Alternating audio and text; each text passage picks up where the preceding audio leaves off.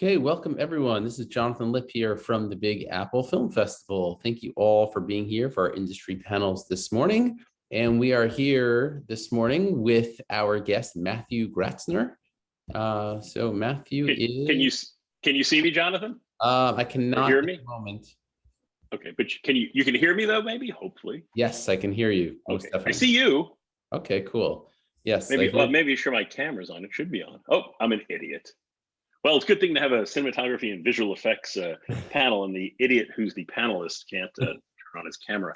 So that's a good start. Well, it's great knowing everybody. I'm out of here. See you. Thanks. Hello, Matthew. Thank you very much for being here. Really appreciate it. So Matthew is a very experienced and seasoned film industry professional who has worked as an art director and a visual effects supervisor, and he's the co-founder of the Academy Award-winning New Deal Studios. And he has worked with many great filmmakers and many great films over the years, including Martin Scorsese on numerous projects with Scorsese, actually, which is really, really great. So I will hand it over to Matthew now, if you want to tell us a little bit about your background. Sure, absolutely. I started, funny enough, as a young person, growing up doing making things. I have a very heavy art background. My mom was an artist, my father was a scientist, so I have this kind of interesting combination of art and science and logic, which if I was logical, I probably would not have gotten involved in the film business, so that's probably a mistake to start. But nonetheless, I did a lot of work in theater as a teenager. And then a friend of mine said for the amount of aggravation I had in theater, I could come to Hollywood, but get paid for it. So needless to say, started funny enough as a terrible actor, but realized I really liked being behind the camera and liked the whole, I have so many different interests that I felt like directing and supervising and that kind of approach seemed more suited to what I love to do and my talents. But needless to say, we started a really cool art direction miniature effects company back many years ago called Hunter Gratzner Industries. I have two business partners, Ian Hunter and Shannon Gans. And then we turned that company in like probably a few years into it, into New Deal Studios. And then we did everything. We were we still consider it sort of a 21st century studio where we're designing, we don't really do as many miniature shots as we used to, but nonetheless, I've kind of really pushed my career into writing and directing now. I do visual effects, but it's for my own projects. And ironically, I had focused in 2003 on doing more writing, directing, in fact, wanting to step away from visual effects. And then I got the opportunity to do The Aviator with Martin Scorsese. And like, that was the relationship that lasted like 9 years. And so it was really hard to walk away from that. And I just stayed doing visual effects because it was just such a tremendously terrific experience. Wow, it's amazing. Yeah. And by the way, if anybody has any questions, feel free to put it into the chat box or into the Q&A box and we will get to it. So Matthew's film Mutiny is screening as part of at the Big Apple Film Festival this year.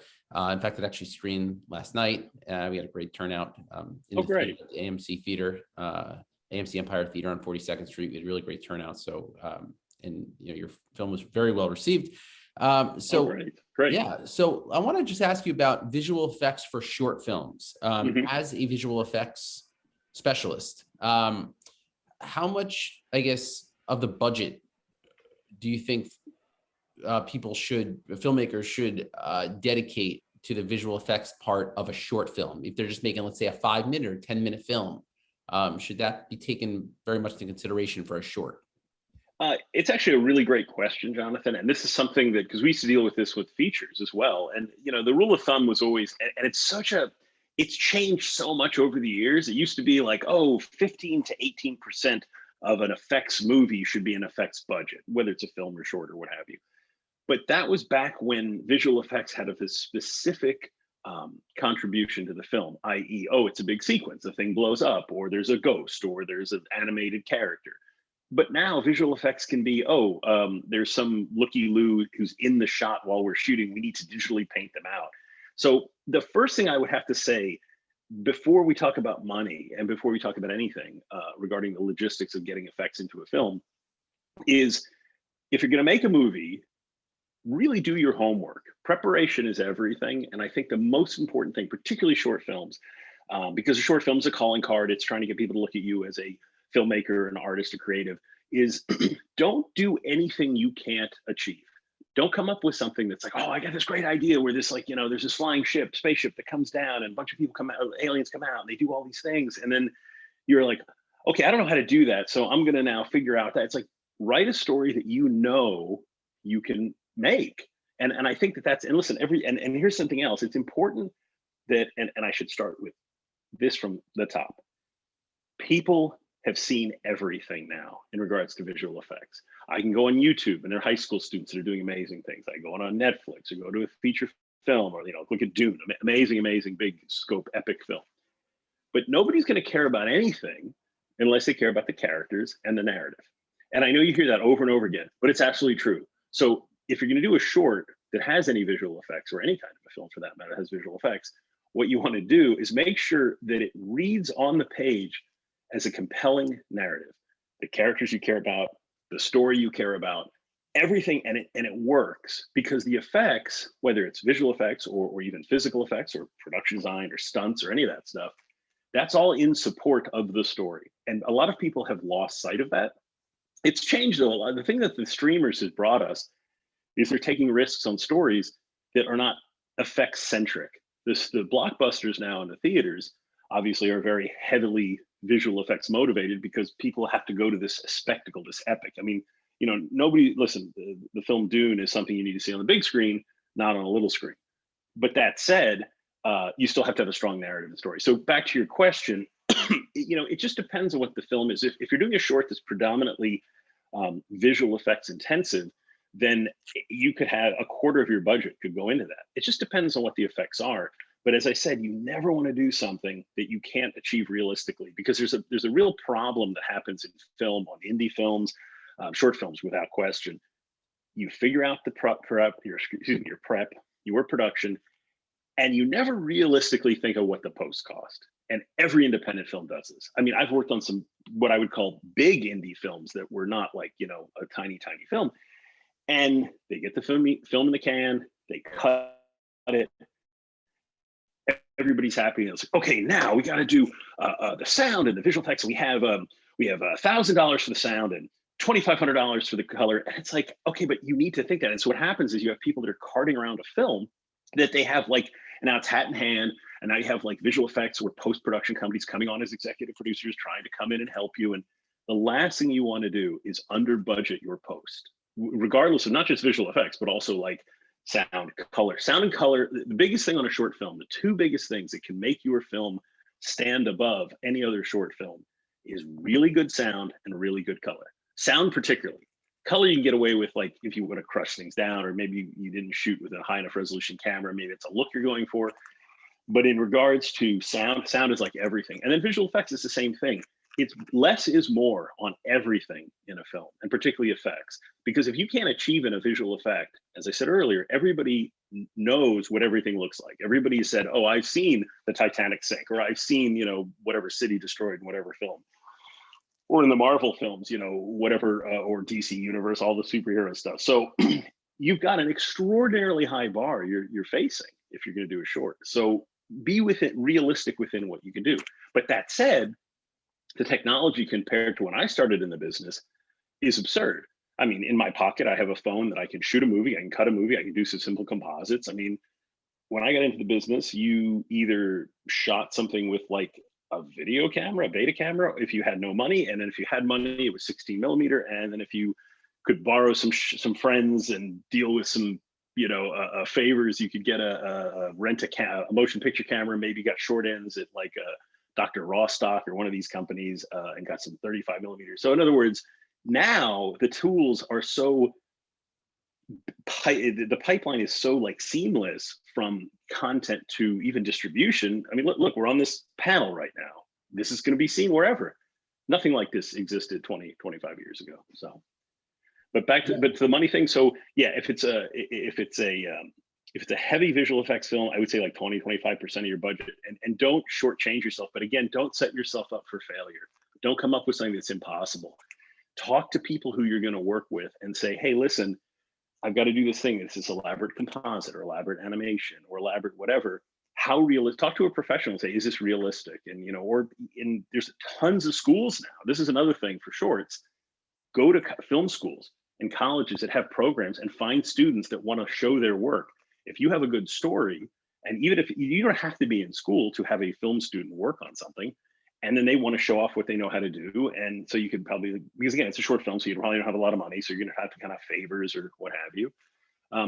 And never disrespect the people that are working on the film creatively. In other words, you don't have to pay them a lot of money, but treat them fairly and be realistic. Manage your expectations on visual effects. Don't deal with somebody and say, oh, it's just going to be this.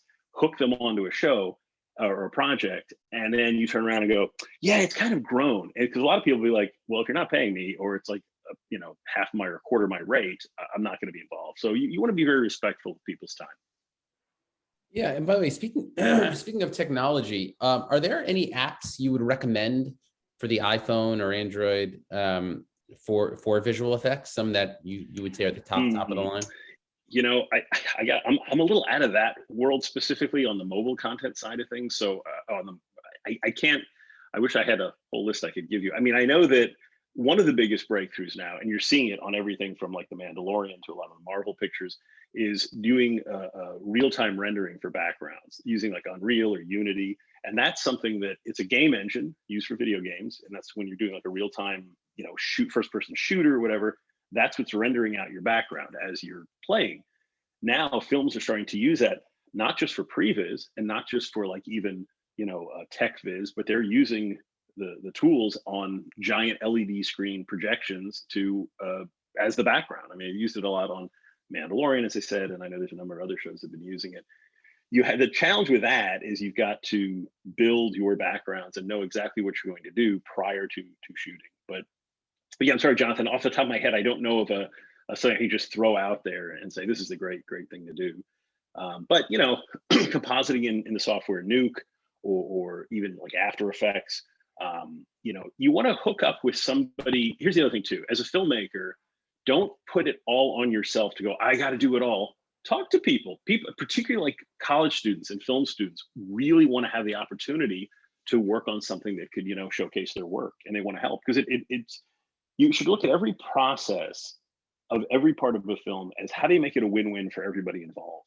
So if you have crew on it that want to like really get in there and do it, but again, treat them fairly, treat them with respect, give them credit, which is something a lot of people forget to do. But yeah. Yeah. So in terms of the technology, where do you see the future as far as virtual reality? We've heard, oh, this is going to be the future of film, and you start seeing exhibits at Sundance and Tribeca and others places, and then all of a sudden, though, we don't see it coming so much into the mainstream. Is this going to be the future of filmmaking or not? What do you think? I do, but I will tell you, and I don't want to turn this into my virtual reality soap opera. I got very involved in virtual reality in 2014, 2015. And where it faltered in regards to a piece of new technology is it got overhyped. It became a thing, and with all due respect to the investors from Wall Street and investors from Silicon Valley, it became a way to come up with a new technology that you could polish up and then sell. And that's where the mistake happened. The mistake happened was, I should say mistake. The challenge was people put money and time into the gear, headsets, stitching software, cameras.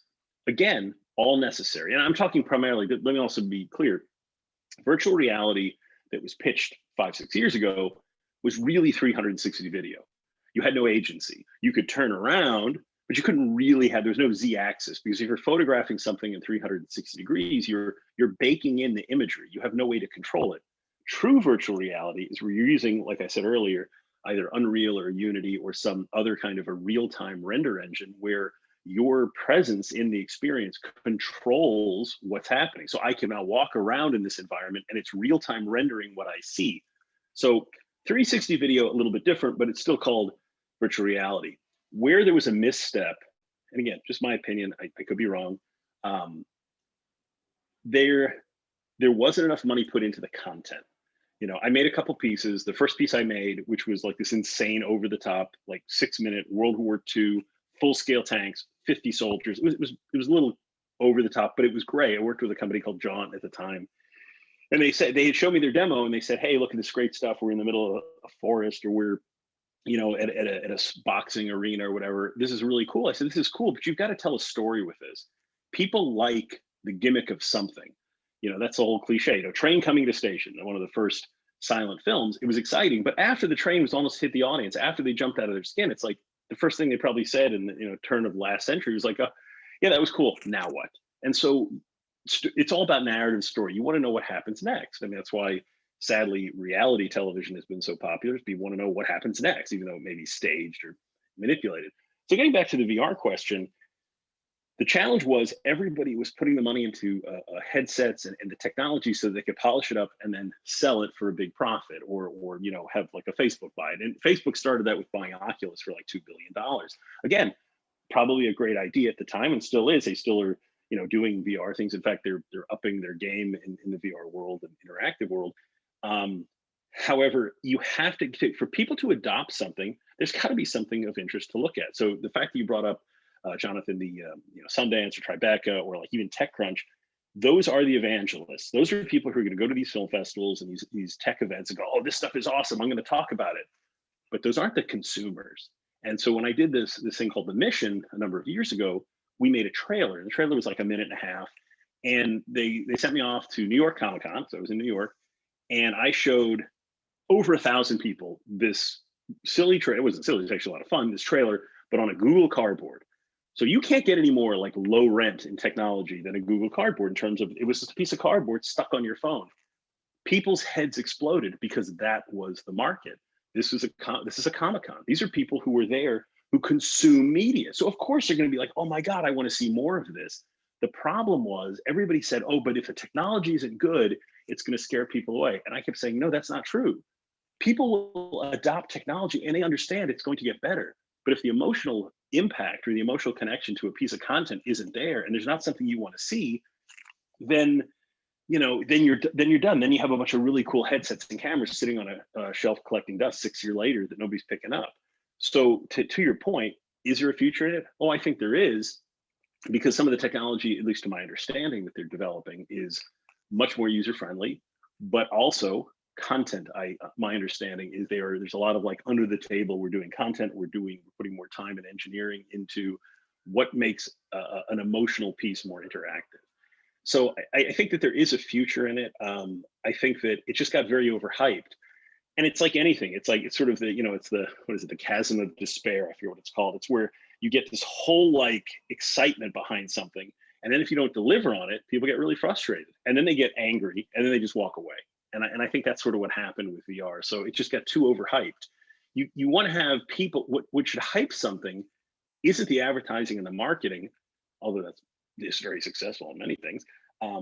But it's the people getting excited about it. So if enough people talk about it naturally, like one of the things that I'd seen is that in first person situations, such as Sundance or Tribeca or a TechCrunch type of situation, you had people excited independently. And then there were bloggers and there's people like there's a Road to VR and some of these other websites were talking all about VR and how great it was.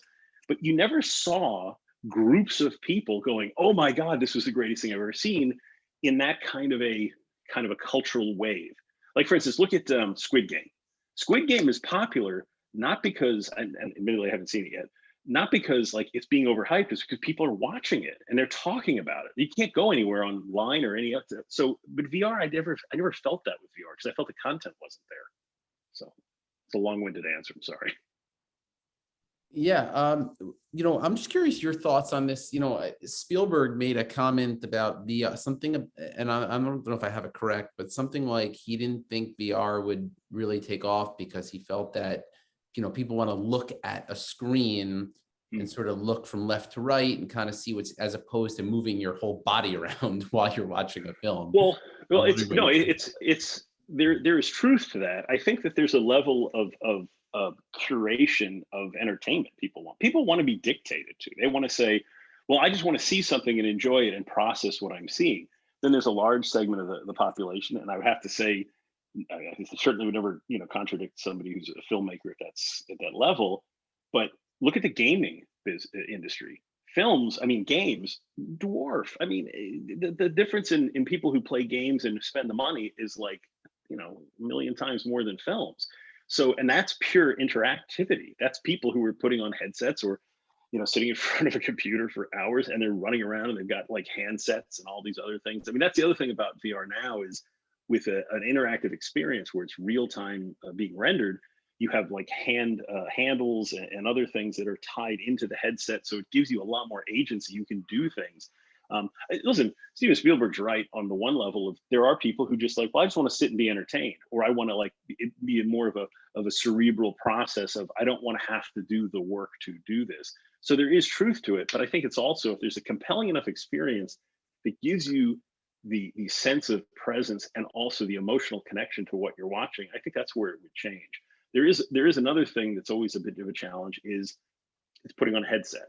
And I think that's probably one of the things too that got people a little bit like sidetracked, because when you put on a headset, it's very disorienting taking it off, because you do go through a little bit of a psychological process because it is transportive. I remember when we were shooting the mission, I put on a headset while we were shooting between takes just to look at something we had shot, had been processed. And when I took it off, there was this like a split second of like, where am I? Because you're so looking at the thing. But I think there is a future to it, frankly. I think that just technology has to catch up, but they've got to make the content. The content has to be there. Do you think that, let's say VR does take off more, Yeah. do you think it will replace the current model of watching films, or it will just be a totally different thing? Like you could watch regular movies, or you could do this. It's actually a good question. I think it's just a totally different. It's just another experience. It's like sports. You play football or you play tennis. It's just they're both sports, but it's just a different mindset. It's a different discipline. Because watching film in a theater, and listen, I am a huge proponent of projected movies. I'm actually a little heartbroken I couldn't come to New York, and I would have to see the festival. I'm shooting next week, and I've spent all week prepping, so I couldn't leave. In fact, I was really trying to figure out a way to leave, but I couldn't, because to see a movie on the screen, frankly, nothing really replaces that. Not only because to see an image that well, for me as a filmmaker that I've created, but to be an experience a film on a scale is one thing, but to experience a film on a scale with an audience, it's a social experience. And VR, you could do a thing where there could be a piece of technology where you're syncing a bunch of different people watching headsets, and similar to like a group gameplay where everybody's involved in a game, but the cinematic experience is still much different where you're sitting in a theater. So I just think it's different. I don't think it's going to replace it. I think it's just going to be another way to do it. But here's the deal for everybody who complains about streaming and listen, there was a studio that took a lot of movies that were supposed to be out in the theater and they put them on their platform because it was a good business model. We had a pandemic. Here's the deal. At the end of the day, we have evolved. I mean, everything's an evolution. And even though I love theatrical projection, I think that I would never want to see a film on television that I could watch on a big screen. However, life gets in the way. People have things to do. They have jobs. They have screen televisions now. They're 5-6 feet across, and so and the cost of movies sometimes gets very expensive to go buy a ticket and the the concessions and everything. So I think that that's something too people have to understand is there is sort of an evolutionary process. When I grew up as a young knucklehead out of Florida, you didn't have a phone in your pocket. You had 4 television channels. There wasn't even cable when I was like a toddler. So it's like film was kind of a captive audience. That's how you saw it. We have options and choices now. So to get mad at it, or for a filmmaker to say, this is ridiculous, it's like, but you have to look at the market. It's a business. At the end of the day, it's like, well, what's going to drive the market? Disney's been doing a lot of this day and date release stuff. Now, day and date release has been something that's been on the been boiling for years, but the theaters are like, no, you got to have it for 90 days. There's no way you could go. But Disney saw that, oh, wait a minute. If we release, Black Widow the same day that it comes out in the theater, you mean we get to keep 100% of the revenue and we don't have to share it with the exhibitors? So it's all business driven. I mean, it's what the business has always been. Film business is the film business. It's not called the film collective or the film co-op. I mean, it's business.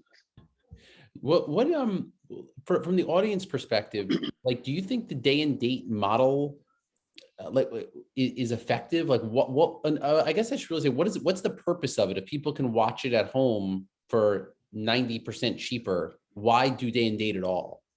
Well, it's not, well, that's the thing. It's an interesting model.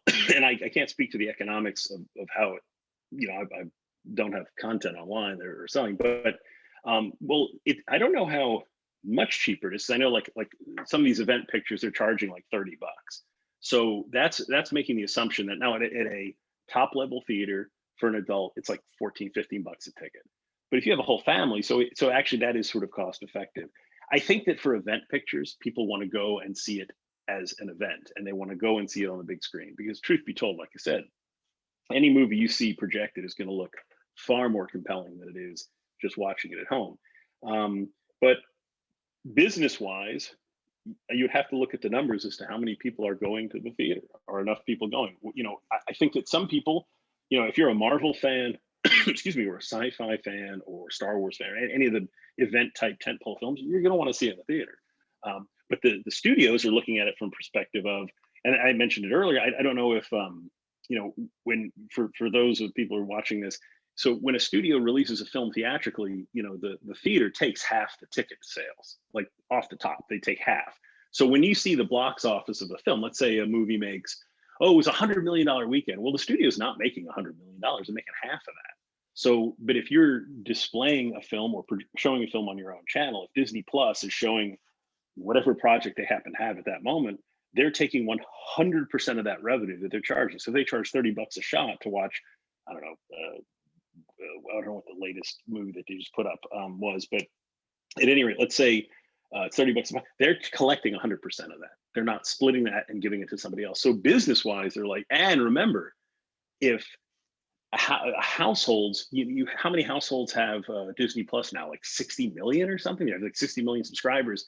You start doing the math, it's like colossal revenue, which is one of the reasons why I think they had the big, well, Scarlett Johansson had the lawsuit, because I'm sure she was promised a certain amount of back end, but if they took the theater and split it down and said, okay, we do some of it online, that's all contracts and negotiation, and some of that probably was affected.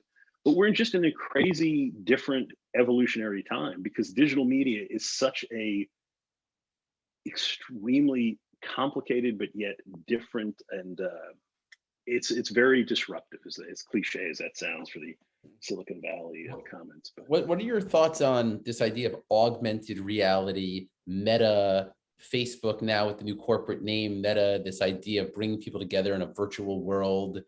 Sounds a little strange. I'm not sure what to make of it.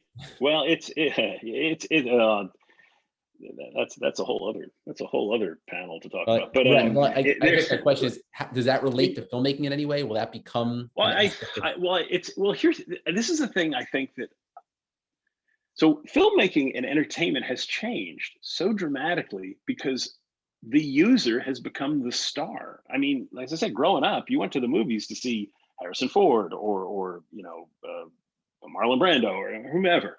They were stars. Movies or TV, same thing. TVs were stars. People, TV actors were stars. But now I'm on TikTok. I'm a star. I can jump off the roof of my house with a homemade parachute, and everybody loves it. They watched it a million times. Now all of a sudden I'm the star of my own movie.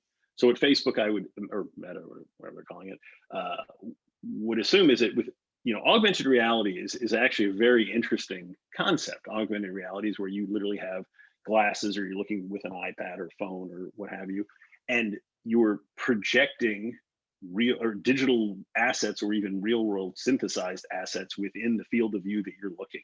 And they're getting to the point now where you can physically interact with these things, whether you have haptic gloves or other things, you could touch things. And so I think there's a huge future in that too.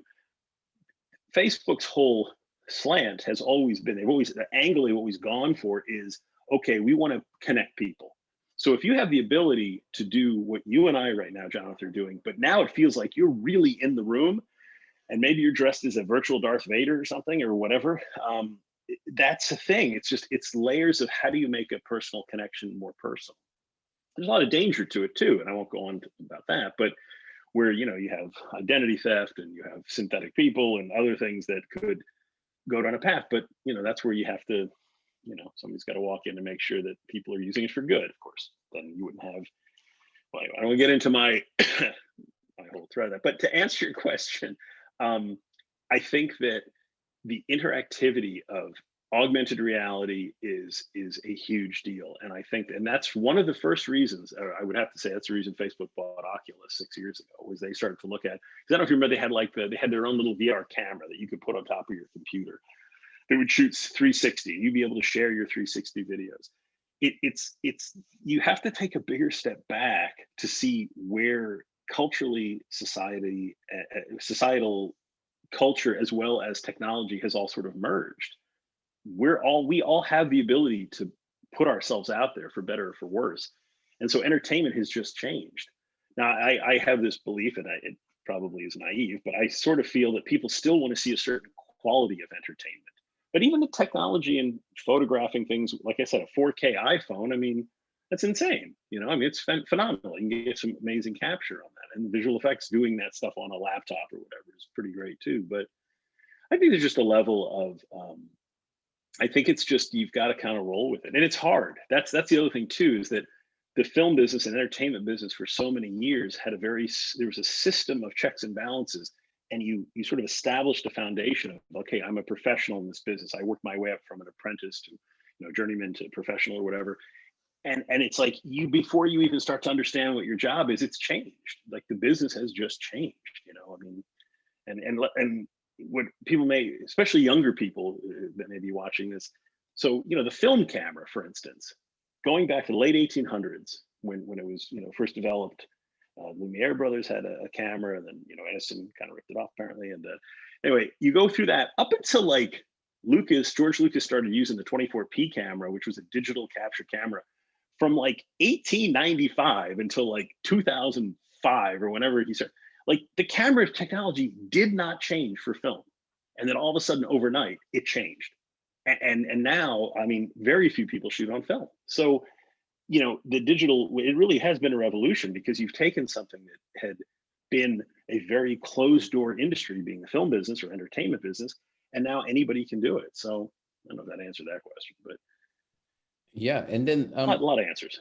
yeah. And what about in terms of technology? Do you see the phones being the primary way to consume content, and sort of the movie theaters taking, kind of maybe disappearing over time, or do you think that will never happen? Well, I think it goes back to, I mean, listen, a lot of people watch content on their phone. I mean, I do. You certainly don't want to be watching like Lawrence of Arabia on your phone, but people do. And that's the thing. I don't think theaters are going to go away, because again, it's a social experience. Look, I feel that once the pandemic certainly kind of evens out, enough people have vaccinations, enough people are still, and the sort of the social distancing has thinned out and other things, I think there'll be a boom with the theaters, because people are going to be sick and tired of sitting in their living room with their parents watching the same crap all the time. So, not to say that's a bad thing, but I'm just saying, people want to get out, they want to experience life. And I think that the film, the theaters are a very interesting social experience.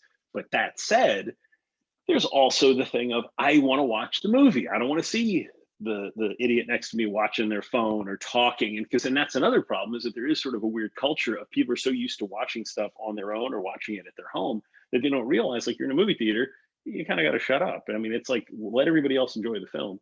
I don't think it's going to go away. I think it's just going to be a different experience. I think the smartest thing that could theoretically happen, although I think that the theaters seem to be kind of getting their sea legs again. I thought potentially that the streamers would start to invest and buy up the theaters. And then if you had like a business plan of, like, say, a Netflix says, okay, if you're a member of Netflix, you can go see this film for half the cost. And if it's a primary, like, it's a big event type film. Perfect example, The Irishman, the Martin Scorsese picture. So if Netflix had done a wide release on that, and you were you were a subscriber, maybe it would only cost you $5 to see it, but you could get to see it on the big screen, and everybody else would have to pay. But the reality of, pay for retail, but the reality is, the streamer's business isn't about marketing films independently, it's about selling subscriptions. So, the theater, it's a different business model. And I think that's something too, people may not necessarily look at from that perspective. They are frustrated that, oh, well, why are the streamers showing the movie? They should show it on the big screen. It's like, but that's not their model. Their model is selling subscriptions. I saw a lecture a few years back with Ted Sarandos, who's now, I think, the co-president, and he said something. And once he said this, it put it in complete perspective, which was, he said, there's not everybody may not like a film on Netflix, but there's a film for everybody on Netflix. And I was like, oh, of course. So if you look at it from that perspective, it's like, yeah. So if a movie comes out and people are like, there was a movie that came out, I can't remember the name of it now, and it didn't do well. And then they announced they're making a sequel. And I had friends going, I can't believe they're making a sequel. I said, well, they see the analytics, so somebody must have liked it. And that's the thing, is that they're seeing something. Another thing about the streamers, they're seeing not only who's watching it, how many times they watched it, when they rewatched it for the 12th time, or when they turned it off. Movie theaters or the studios can't do that. They just know by ticket sales. That's it. They don't know, and they don't even know the demographic unless you're doing a survey. All right. So thank you. And in conclusion, can you just tell us quickly about Mutiny, which is an official selection of the 2021 Big Apple Film Festival? Yes, and thank you for officially selecting it.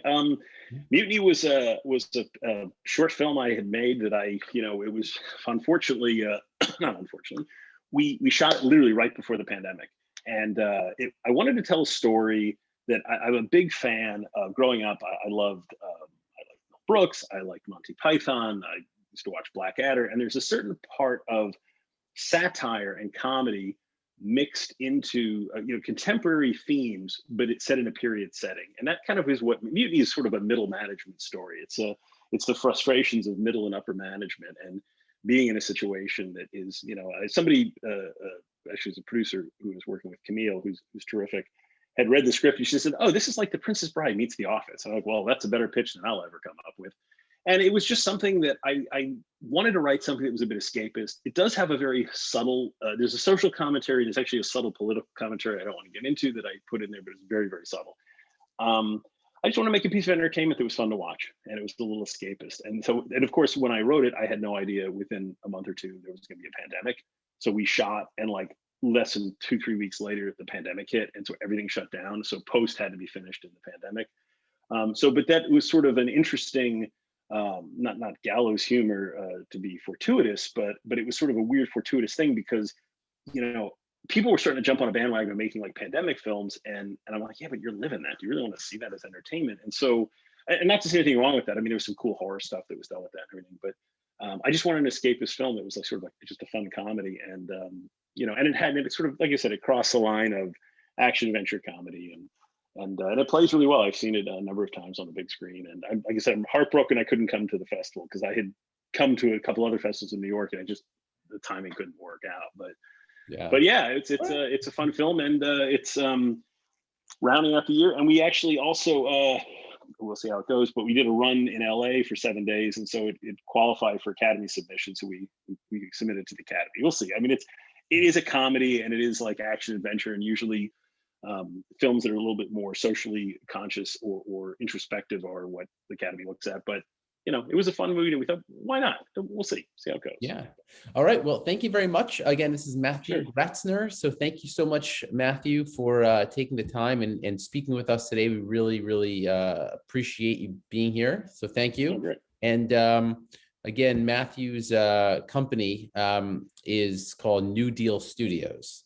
And you can also check out his short film is at mutinyshortfilm.com. So check that out. Any other websites I'm leaving out that you wanted to? Yeah, I also have a cool development company with a friend of mine, Joe Kanarick, called Proof of Concept Entertainment. We have a film that, if all goes to plan, hopefully early 2022, we'll be shooting in New York. It's a social thriller, complete opposite of Mutiny. It's sort of a ghost story. So we have a number of projects developed with that. And then my own personal website is just matthewgratzner.com. And if you're interested in seeing some of the work I've done, from the directing work to visual effects, that's probably a good website to see. It's just a lot of cool, there's a lot of really cool behind the scenes pictures, because miniature effects aren't really done anymore. So there's a lot of really kind of cool galleries of things that a lot of people didn't know maybe were done as miniature practical effects. Cool. All right. Thank you so much, Matthew. Again, check out matthewgratzner.com. Matthew, we really appreciate you being here, and we will see you soon. Congratulations on your film. Thank you. Thanks, Jonathan. I appreciate it. Take care. Bye-bye. Thank you. Bye-bye.